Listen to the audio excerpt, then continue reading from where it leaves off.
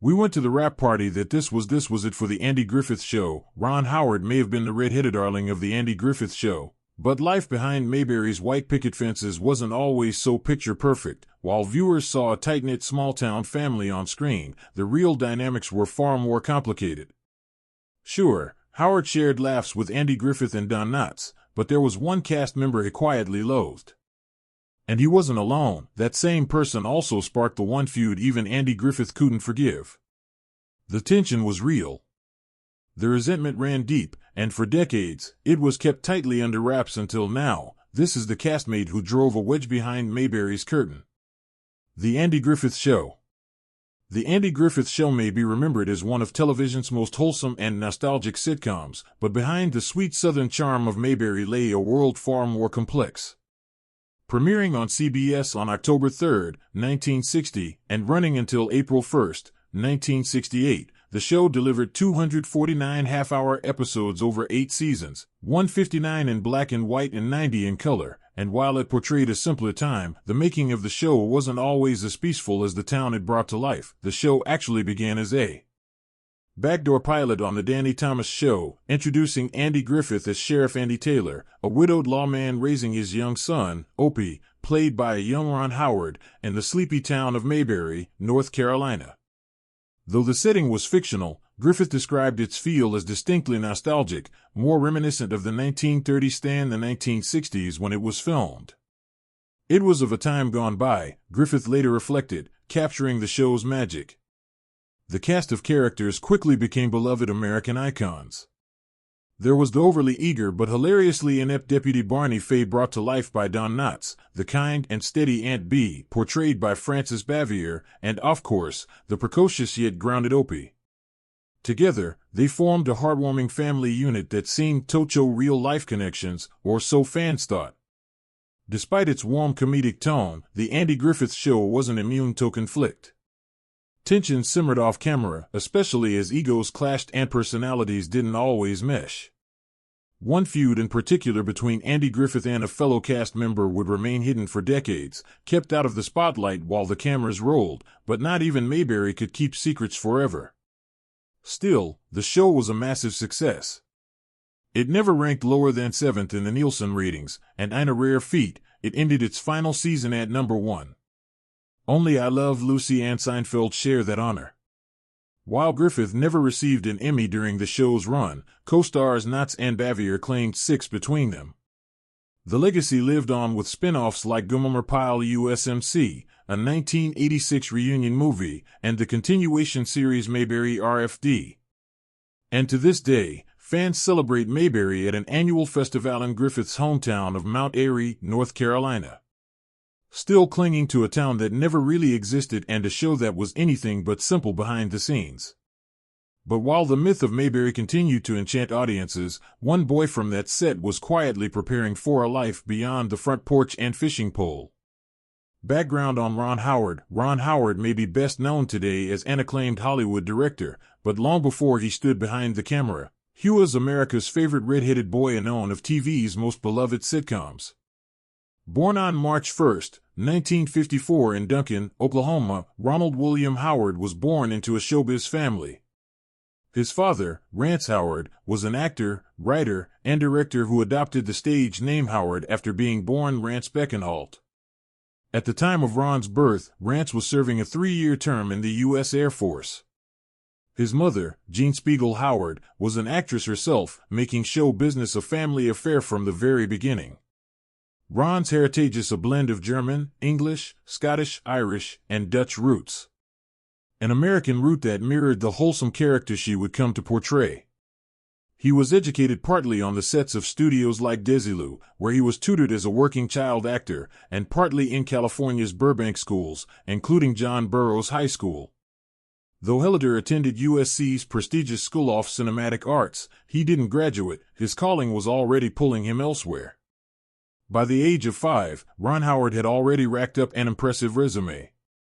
His first credited film role came in The Journey, and he soon popped up in various TV shows like The Twilight Zone, The DuPont Show with June Allison, Dennis the Menace, and The Many Loves of Dobby Gillis.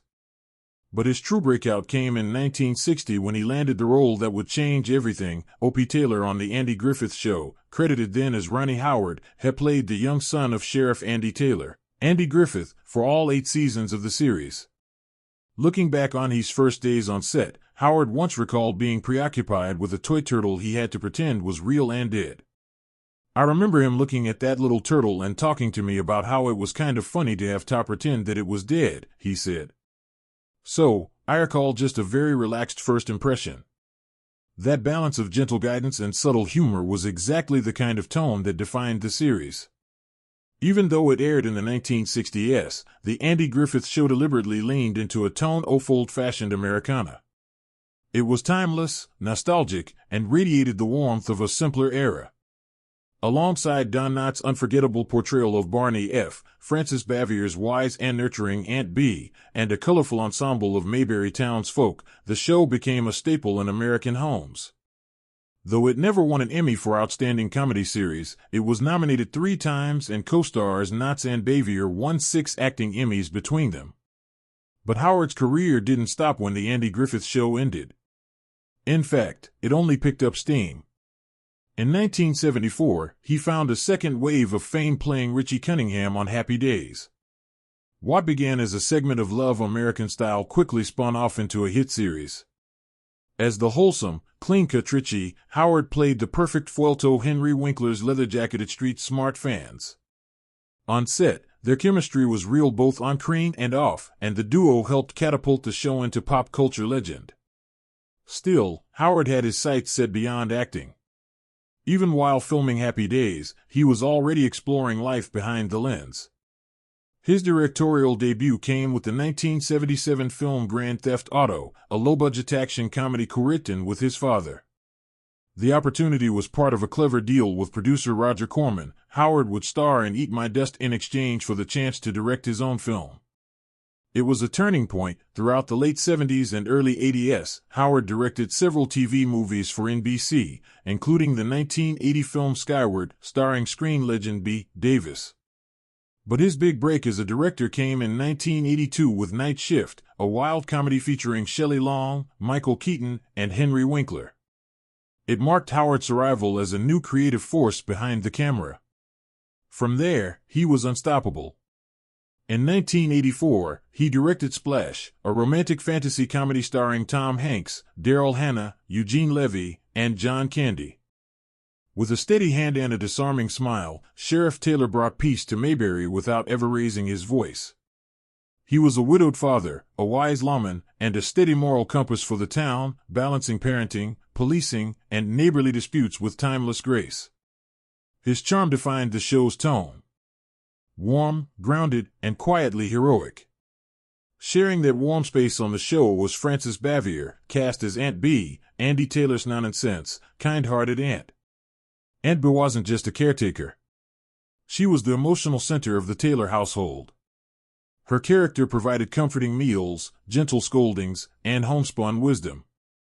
Bavier's portrayal made Aunt B a cultural touchstone, the quintessential television aunt. Together, Sheriff Taylor and Aunt B represented a sense of home and community that millions of viewers adored. But while their characters painted the perfect picture of small-town family life, reality behind the scenes was far more turbulent. According to classic country music, the tension between Griffith and Bavier stemmed from fundamental differences in how they approached their craft and each other. Bavier, known for being deeply private, maintained a deliberate distance from her co-stars, while Andy Griffith was warm and sociable off-screen. Bavier preferred solitude. To some, this came across as cold or standoffish. But it wasn't just her reserved nature that caused friction. It was her exacting standards. She took her role seriously and expected the same from everyone around her. Ron Howard, who played Little Opie Taylor, has often spoken about the positive impact Griffith had on the set. However, Howard Morris, who played Ernest T. Bass and directed several episodes, once described working with Bavier as like navigating a landmine, a seemingly simple direction, such as asking her to move a few inches for camera framing, could trigger strong resistance. She was particular about her space and presentation, and any challenge to that was unwelcome. Her precision, while admirable, sometimes led to uncomfortable standoffs with her colleagues. In an interview cited by Cheat Sheet, Griffith himself shared one memorable and painful attempt at reconciliation. He had once visited Bavier unannounced at her home, hoping to mend fences. The gesture backfired. Bavier, fiercely protective of her privacy, was not pleased by the surprise visit. Rather than healing old wounds, the encounter deepened them, reinforcing the wall between them. But as life has a way of humbling even the most resolute hearts, change eventually came. Near the end of her life, Bavier was battling cancer, a fight that brought with it moments of reflection. She picked up the phone and called Griffith. After years of tension, she was ready to speak honestly. Griffith later recalled the moment, saying, "Bavier apologized sincerely. I'm sorry we didn't get along better. It was my fault." She admitted to being difficult, acknowledged his leadership on the show, and credited him with much of its success. It was a powerful gesture, one that finally put to rest years of unresolved emotion. Frances Bavier passed away in 1989 at the age of 86. Though raised in New York City, she spent her final years in North Carolina, the very place her character, Aunt Bee, had lived on screen. She retired from acting in 1972 and embraced a quieter life in Siler City, a small town where she found peace and connection. Locals recalled her as private but kind, a far cry from the misunderstood persona she carried in Hollywood. Toward the end of her life, Bavier struggled with serious health problems, particularly heart-related complications. She spent her final days under medical care at Chatham Hospital. Just a week before her passing, she was released from the coronary care unit, though her condition remained fragile. While her official cause of death was never publicly confirmed, many believe it was due to her ongoing heart issues. Even in her final chapter, she maintained the same dignity and reserve that had defined her life and career. Andy Griffith would also live to the age of 86. According to CNN Entertainment, he passed away quietly at his home on Roanoke Island, North Carolina early one Tuesday morning. The specific illness that led to his death was not disclosed, but his passing marked a deep loss in the world of entertainment. Griffith's family released a statement confirming he had been buried in Roanoke Island, his beloved sanctuary, and the place where he'd found personal peace. The passing of both stars marked the close of an era, but it also reminded fans of the deeper stories that exist behind television's polished surface. Even though Andy Griffith and Frances Bavier spent many years at odds, they eventually found the grace to reconcile. In the end, it wasn't about who was right or wrong. It was about two artists recognizing the humanity in each other and choosing to let go.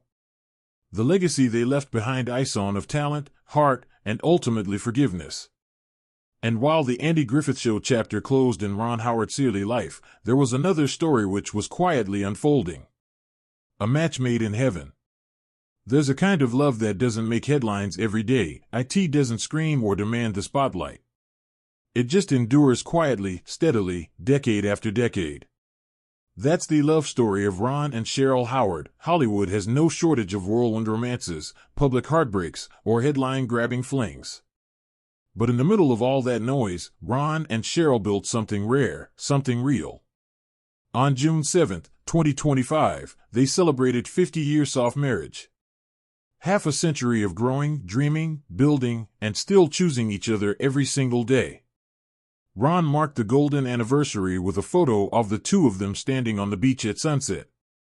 No big production, no red carpet, just the warm glow of twilight and two people who've spent most of their lives in sync. He said he was grateful for the family, the memories, and the journey. Describing their love as a river ride through calm waters and tricky rapids. He credited their success to a simple secret. They just kept paddling. They were only 16 when they met. Two teenagers in California with bright eyes and bigger dreams. He had freckles and that famous red hair. She had a quiet strength and the kind of presence you don't forget. He always said there was never anyone else. She was it. Their first date was classic 1970s romance. Ron picked Cheryl up in his mint green Volkswagen Beetle, took her to the movies, and then they grabbed pizza. The car was nothing fancy, but it got them where they needed to go. Years later, Ron would laugh and say, "It still runs great." So do we.